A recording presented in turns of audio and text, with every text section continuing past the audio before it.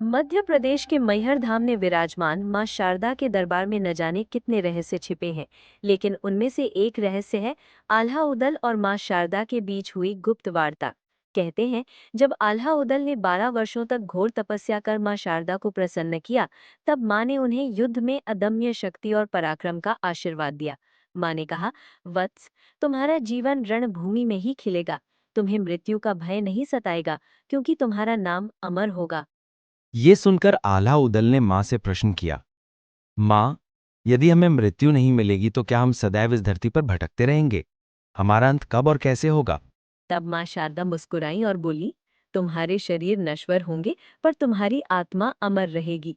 जब तक मेरे धाम में दीप जलेगा, जब तक मेरे भक्त सीढ़ियां चढ़कर मेरे दर्शन करेंगे, तब तक तुम दोनों जीवित रहोगे।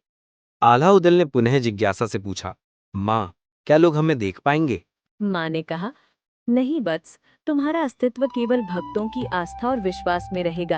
आधी रात को तुम मेरे दर्शन करोगे, आरती करोगे, लेकिन कोई सामान्य मनुष्य तुम्हें नहीं देख पाएगा। केवल वही जो हृदय से शुद्ध होगा, वही तुम्हारी उपस्थिति का अनुभव कर सकेगा। माँ की वाणी सुनकर आला उदल की आंखों में आंसू आ गए। उन्होंने कहा, माँ, यदि हम अमर रहेंगे तो हमें अपनी शक्ति का उपयोग कैसे करना चाहिए? माँ बोली, तुम्हारी शक्ति केवल मेरी भक्ति और मेरे भक्तों की रक्षा के लिए है। याद रखो, शक्ति का प्रयोग अहंकार में नहीं, धर्म रक्षा में होना चाहिए। यही तुम्हारा धर्म है, यही तुम्हारी नियति है। कहा जाता है कि इस वार्ता के बाद आल्हा उदल हर रात माँ शारदा के मंदिर आते हैं, माँ की आरती करते हैं और प्रातः होने से पहले वापस चले जाते हैं। भोर में जब पुजारी मंदिर का द्वार खोलते हैं तो माँ की आरती पहले से ही हो चुकी मिलती है और फूल चढ़े मिलते हैं।